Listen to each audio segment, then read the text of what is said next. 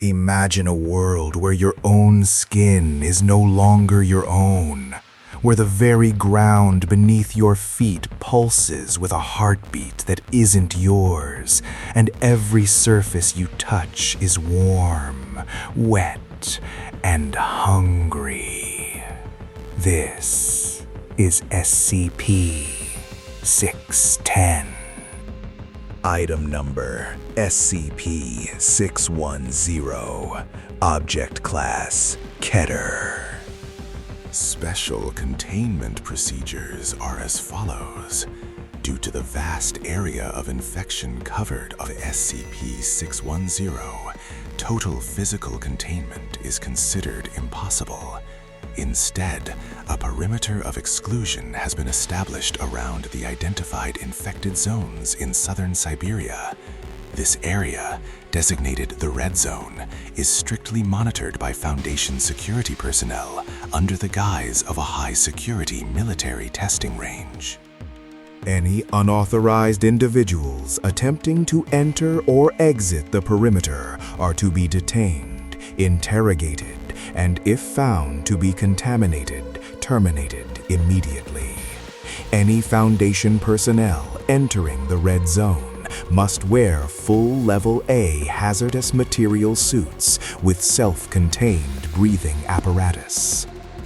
Under no circumstances is any organic material, including food or waste, to be removed from the containment area.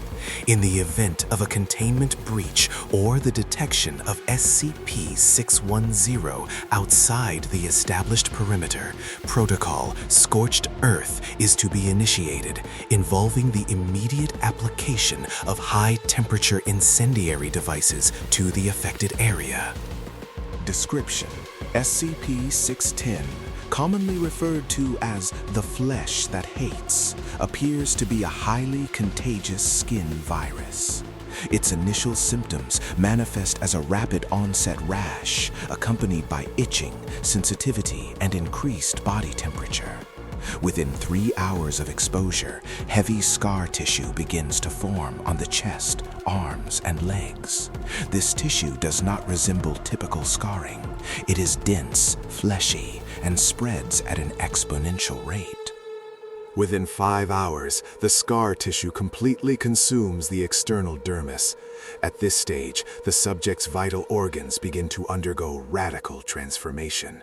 The skin thickens and begins to pulse. Limbs may stretch, snap, and reform into elongated, multi-jointed appendages. The head may split open or be absorbed into the torso.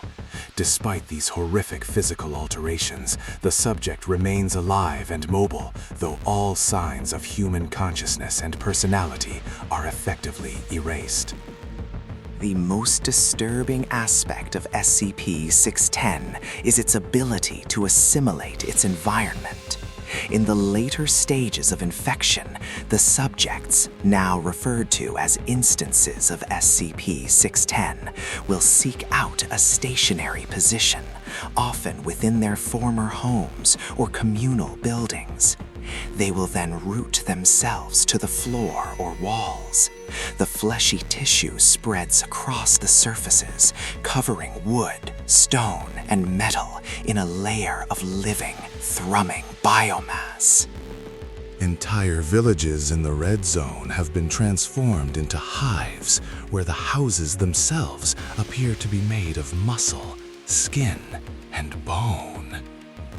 The following is an excerpt from Exploration Log L610A, detailing the first remote-controlled drone reconnaissance of Site A, an infected village located approximately 20 kilometers within the containment perimeter. The drone entered the village at 0900 hours. The primary street was covered in a layer of red, translucent film that responded to the drone's rotors by rippling and contracting. Several SCP-610 instances were observed. One instance, formerly a human male, was fused to the side of a local well. Its limbs had been stretched to a length of 4 meters, reaching into the well's depths. It appeared to be filtering or feeding on the water below. The drone proceeded to the village church. Upon entering the structure, the camera feed showed that the interior had been completely remodeled by the biomass. A large mass of pulsing tissue, roughly 5 meters in diameter, hung from the rafters like a chandelier. This mass was comprised of at least 20 distinct human heads, all fused together, their mouths opening and closing in a synchronized, silent rhythm. Beneath this mass, the pews were occupied by stationary instances that appeared to be praying, their hands fused together in fleshy clumps. At 09:45 hours, the drone was noticed by a mobile instance. This instance possessed a torso that had been split vertically, revealing a cavity filled with dozens of small, twitching, human-like hands. The instance moved with incredible speed, leaping from the roof of a nearby house and crushing the drone. Following the loss of the drone, a manned expedition was authorized to investigate rumors of an underground network. This is Exploration Log L610C. A team of 4 research and security personnel, designated Team C1, entered the village of Site C. They were equipped with flamethrowers and high-definition recording equipment. Upon entering the cellar of the town's largest residence, they discovered a tunnel system that had been burrowed directly into the earth. The walls of these tunnels were not made of dirt or rock, but of a thick, fatty substance that secreted a foul-smelling, yellowish fluid. As the team descended, the temperature rose significantly. Lead researcher Dr. Arisov noted that the walls were warm to the touch and possessed a perceptible pulse, approximately 120 beats per minute. After 300 meters of descent, the tunnel opened into a massive subterranean cavern. The site described by the team was beyond rational comprehension. The cavern, estimated to be the size of a football stadium, was filled with a forest of flesh. Towering pillars of bone and muscle supported the ceiling, while the floor was a carpet of twitching embryonic sacs. Within these sacs, translucent shapes could be seen, tiny, malformed versions of SCP-610 instances, seemingly growing like fruit. The team reported hearing a sound, a low, melodic humming that seemed to resonate within their very bones. As they moved further into the cavern, it encountered what appeared to be a central heart. It was a massive, undulating mound of viscera, nearly 10 meters tall. It was surrounded by a ring of mobile instances that were not aggressive. Instead, they were tending to the sacs, moving with a grace and purpose that suggested a complex social structure or a unified hive mind. Communication with Team C1 was lost shortly after they approached the central mass. The final audio transmission from Dr. Arisov was a series of unintelligible whispers, followed by the sound of heavy breathing and the squelch of tearing tissue. His final words were, "It's not a disease, it's a rebirth." Recovery teams sent to the entrance of the tunnel found it had been sealed from the inside by a wall of hardened, calcified bone. Thermal scans indicate that the underground biomass is expanding. It is no longer confined to the villages.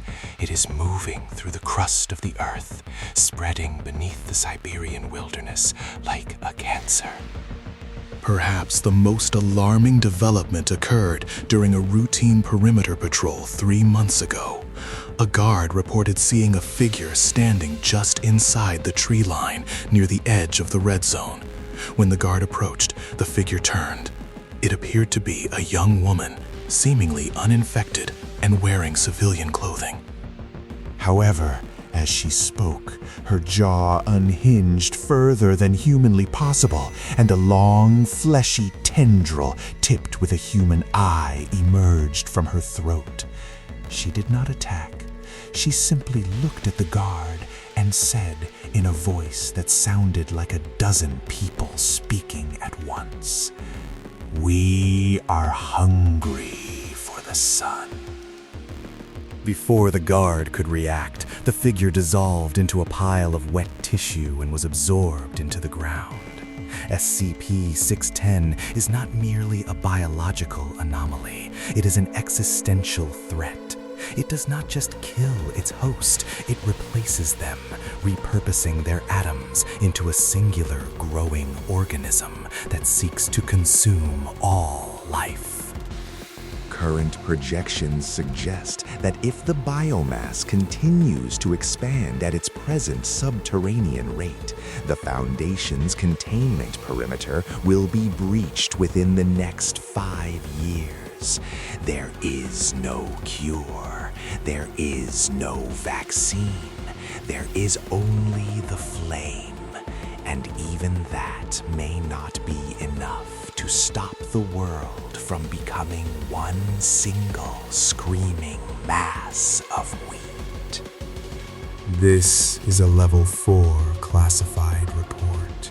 Any further distribution of this information without O5 Council approval will result in immediate termination. We secure, we contain, we protect. But in the face of the flesh that hates, we may only be delaying the inevitable. If you want to survive the anomalies, you need to be informed. Subscribe for more files from the Foundation archives.